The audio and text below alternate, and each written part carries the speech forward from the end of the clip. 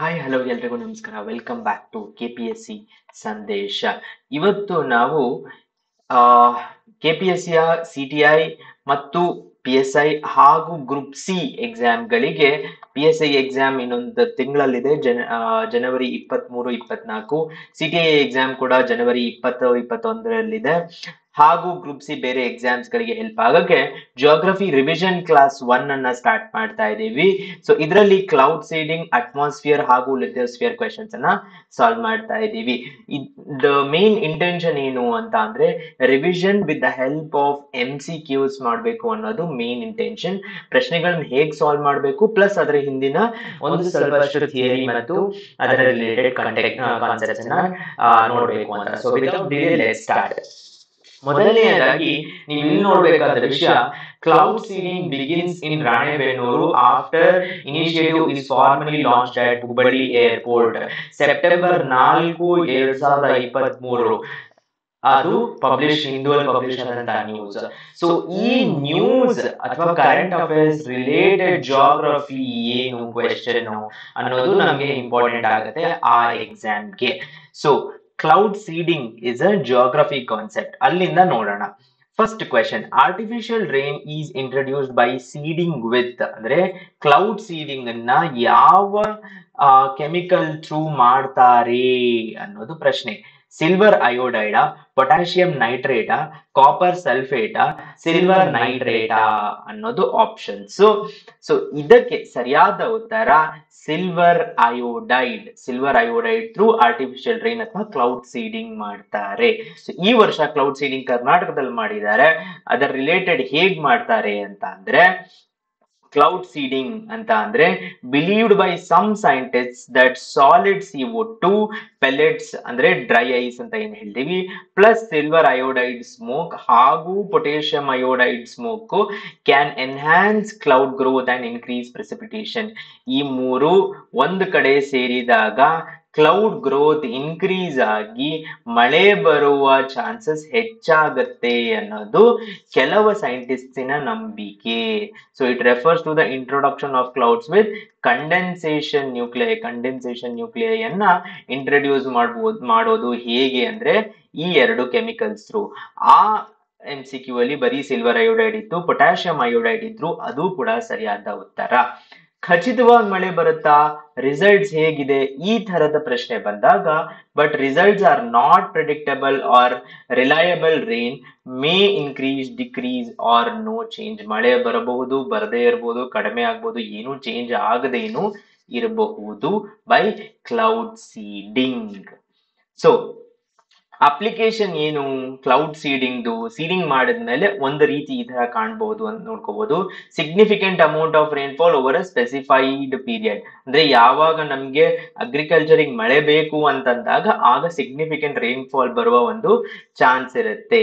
Effective tool to safeguard from vagaries of monsoon, ಅಂದ್ರೆ monsoon ಏನು ಮುಂಗಾರು ಅಂತ ಹೇಳ್ತೀವಿ, ಅದು ಯಾವಾಗ ಬರುತ್ತೋ ಬರಲ್ವೋ ಅಂತ ಕಾಯೋದ್ರಕ್ಕಿಂತ ಕ್ಲೌಡ್ ಸೀಡಿಂಗ್ ಮಾಡಿದ್ರೆ ನಮ್ಗೆ ಖಚಿತವಾಗಿ ಮಳೆ ಬರುತ್ತೆ. Timely and ambient rain results in maximum yield. Correct ಟೈಮ್ಗೆ ಅಗ್ರಿಕಲ್ಚರಿಗೆ ಬೆಳೆಗೆ ಯಾವಾಗ ಬೇಕು ಆ ದಿನ ಆ ವಾರ ಮಳೆ ಬಂದ್ರೆ ಯೀಲ್ಡ್ ಇನ್ಕ್ರೀಸ್ ಆಗುತ್ತೆ ಹಾಗೂ ಲೋಕಲ್ ಎಕಾನಮಿ ಇನ್ಕ್ರೀಸ್ ಆಗುತ್ತೆ. ಬಟ್ ಇಶ್ಯೂಸ್ ಏನು ಇದರಲ್ಲಿ ಅಂದ್ರೆ ನಾಟ್ ಫೂಲ್ ಪ್ರೂಫ್. ಇದು ಫೂಲ್ ಪ್ರೂಫ್ ಅಲ್ಲ, ಯಾಕಂದ್ರೆ ಏನಾದ್ರೂ ಆಗ್ಬೋದು, ಮಳೆ ಬರ್ದೇನು ಇರ್ಬೋದು. Seeding clouds may travel to another location thus raising question of effectiveness. For example, seeding ಇಲ್ಲಿ ಮಾಡಿದ್ರೆ ಆ ಕ್ಲೌಡ್ಸ್ ಇಲ್ಲಿ ಟ್ರಾವೆಲ್ ಆಗಿ ಇಲ್ಲಿ ಮಳೆ ಬರುವ ಸಾಧ್ಯತೆ ಇದೆ. Environment consequences, because harmful chemicals ಅನ್ನ ಇಂಟ್ರೊಡ್ಯೂಸ್ ಮಾಡ್ತಾ ಇದೀವಿ, ಅಯೋಡೈಡ್, ಸಿಲ್ವರ್ ಅಯೋಡೈಡ್ ಅನ್ನ. ಹಾಗೂ undesired weather condition, for example extreme rain ಆಗ್ಬೋದು, ಸ್ಟಾರ್ಮ್ಸ್ ಆಗ್ಬೋದು, ಹೇಲ್ ಸ್ಟಾರ್ಮ್ಸ್ ಆಗ್ಬೋದು, ಏನಾದ್ರೂ ಆಗ್ಬೋದು. ಮತ್ತು ಇದು ತುಂಬಾ ಕಾಸ್ಟ್ಲಿ ಮತ್ತು ತುಂಬಾ ಎಕ್ಸ್ಪೆನ್ಸಿವ್ ಎಕ್ಸರ್ಸೈಸ್. ಸೊ ಇದಿಷ್ಟರಲ್ಲಿ ಪ್ರಶ್ನೆ ಯಾವ ತರನಾದ್ರೂ ಬರ್ಬೋದು. This is about cloud seeding, current affairs related geography. ಮುಂದಿನ ಪ್ರಶ್ನೆ, which one of the following pairs is not correctly matched, ಯಾವುದು ಕರೆಕ್ಟ್ ಆಗಿ ಮ್ಯಾಚ್ ಆಗಿಲ್ಲ ಅಂತ. ಈ ತರದ ಪ್ರಶ್ನೆಗಳಿಗೆ ನಾವು ಎಲಿಮಿನೇಷನ್ ಟೆಕ್ನಿಕ್ ಅನ್ನ ಯೂಸ್ ಮಾಡಬೇಕು. ಜೂನ್ ಅಂತ ಕೊಟ್ಟಿದ್ದಾರೆ, midday tropic of cancer ಇರೋ ಚಾನ್ಸ್ ಇದೆ. December midday overhead tropic of capricorn ಇರೋ ಚಾನ್ಸ್ ಇದೆ. March midday sun overhead equator ಇರೋ ಚಾನ್ಸ್ ಇದೆ. ಇದೆಯಾ ಇಲ್ಲ ಅನ್ನೋದು secondary. September midday sun overhead Arctic Circle, Arctic Circle ಮೇಲ್ಗಡೆ ಸೂರ್ಯ ಯಾವತ್ತು ಬರೋದಿಲ್ಲ. At overhead at the top of Arctic Circle ಸೂರ್ಯ ಯಾವತ್ತಿಗೂ ಬರುವುದಿಲ್ಲ, ಬಿಕಾಸ್ ಸೂರ್ಯ ಟ್ರಾಪಿಕ್ ಆಫ್ ಕ್ಯಾನ್ಸರ್ ಇಂದ ಟ್ರಾಪಿಕ್ ಆಫ್ ಕೇಪ್ರಿಕಾನ್ ಮಧ್ಯೆ ಸುತ್ತುತ್ತಾ ಇರ್ತಾನೆ. ಸೊ ನಾವು ವಿತೌಟ್ ನೋಯಿಂಗ್ ಈ ಆಪ್ಷನ್ ಅನ್ನ ಎಲಿಮಿನೇಟ್ ಮಾಡ್ಬಿಡ್ಬೋದು, and hence this is the right answer. And ಆದ್ರೆ ವಿಷಯ ತಿಳ್ಕೊಳ್ಳೋಕೋಸ್ಕರ ಇಲ್ಲಿ ನಾವು ಒಂದು ಇಲ್ಲುಸ್ಟ್ರೇಷನ್ ಅನ್ನ ತೋರಿಸ್ತಾ ಇದ್ದೀನಿ, ನೀವ್ ಇಲ್ಲಿ ನೋಡ್ಬೇಕು.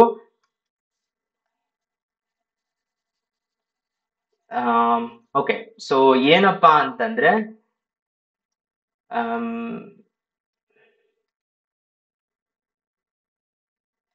ಓಕೆ ಏನಪ್ಪಾ ಅಂತಂದ್ರೆ ಈಕ್ವೇಟರ್ ಇಲ್ಲಿದೆ, ಈಕ್ವೇಟರ್ ಮತ್ತೆ ಇಲ್ಲಿ ಈಕ್ವೇಟರ್. ಸೊ ಮಾರ್ಚ್ 21 ಹಾಗೂ ಸೆಪ್ಟೆಂಬರ್ 23ರ ದಿನ ಸೂರ್ಯ ಈಕ್ವೇಟರಿನ ಮೇಲೆ ಓವರ್ ಹೆಡ್ ಇರ್ತಾನೆ. So these are the 2 days, ಒಂದು ಮಾರ್ಚು ಇನ್ನೊಂದು ಸೆಪ್ಟೆಂಬರ್.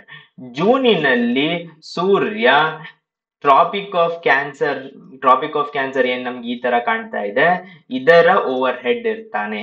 ಹಾಗೂ ಡಿಸೆಂಬರ್ 22 ಅಂದು ಟ್ರಾಪಿಕ್ ಆಫ್ ಕೇಪ್ರಿಕಾನ್ ಇಲ್ಲೇನಿದೆ ಇದರ ಓವರ್ ಹೆಡ್ ಸೂರ್ಯ ಬೆಳಗ್ತಾ ಇರ್ತಾನೆ ಅಂತ ಗೊತ್ತಾಗುತ್ತೆ. ಇದರ ಹೆಸರುಗಳು ಸಮ್ಮರ್ ಸಾಲ್ಸ್ಟೈಸ್, ಇದು ವಿಂಟರ್ ಸಾಲ್ಸ್ಟೈಸ್. ಸಮ್ಮರ್ ಯಾವಾಗ ಬರುತ್ತೆ ಅಂದ್ರೆ ಮಾರ್ಚ್ ಟು ಜೂನ್ ಅಂತ ಹೇಳ್ತೀವಿ, ಸೊ ಅದನ್ನ ನಾವು ಮಾರ್ಕ್ ಮಾಡ್ಕೋಬಹುದು. ವಿಂಟರ್ ಸಾಲ್ಸ್ಟೈಸ್ ಯಾವಾಗ ಅಂತಂದ್ರೆ December. Equinox, vernal equinox March, autumnal equinox September. So ಈ ವಿಷಯನ ನಾವು ತಿಳ್ಕೋಬಹುದು. ನೆಕ್ಸ್ಟ್ ಪ್ರಶ್ನೆ ಬಂದು, southwest monsoon over India is favourably affected by easterly jet stream. Easterly jet stream ಅನ್ನೋದು ವೆಸ್ಟ್ ಇಂದ ಈಸ್ಟಿಗೆ ಬಹಳ ವೇಗವಾಗಿ ಅಟ್ಮಾಸ್ಫಿಯರ್ ಅಲ್ಲಿ ಸುತ್ತಾಡುವಂತ ಒಂದು ಇದರ ಎಲಿಪ್ಟಿಕಲ್ ಇದರ ಕರ್ವಿ ನೇಚರ್ ಅಲ್ಲಿ ಸುತ್ತುವಂತ ಒಂದು ಗಾಳಿ.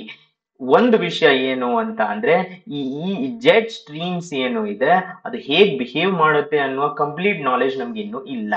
So southwest monsoon over India is favourably affected.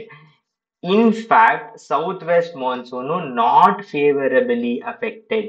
ಯಾಕೆ ಅಂದ್ರೆ ವೆಸ್ಟರ್ನ್ ಜೆಟ್ ಸ್ಟ್ರೀಮ್ಸ್ ಇಂದ ಇಲ್ಲಿ ನಮ್ಗೆ ಎಲ್ಲಿ ಲೋ ಪ್ರೆಷರ್ ಕ್ರಿಯೇಟ್ ಆಗಿ ಇಲ್ಲಿ ಹೈ ಪ್ರೆಷರ್ ಏನು ಕ್ರಿಯೇಟ್ ಆಗತ್ತೆ, ಮ್ಯಾಸ್ಕರೈನ್ ಹೈ ಅಂತ ಏನ್ ಹೇಳ್ತಾರೆ, ಮ್ಯಾಸ್ಕರೈನ್ ಹೈ ಇಂದ high to low pressure air move ಆಗ್ಬೇಕು. ಬಟ್ ಯಾವಾಗ ನಮ್ಗೆ ಜೆಟ್ ಸ್ಟ್ರೀಮ್ಸ್ ಈ ತರ ಮೂವ್ ಆಗುತ್ತೋ ದರ್ ಇಸ್ ಈ ಲೋ ಪ್ರೆಷರ್ ಏನ್ ಕ್ರಿಯೇಟ್ ಆಗಿದೆ ಇದು ಕೂಡ ಹೈ ಪ್ರೆಷರ್ ಏರಿಯಾ ಆಗಿ ಕನ್ವರ್ಟ್ ಆಗುತ್ತೆ.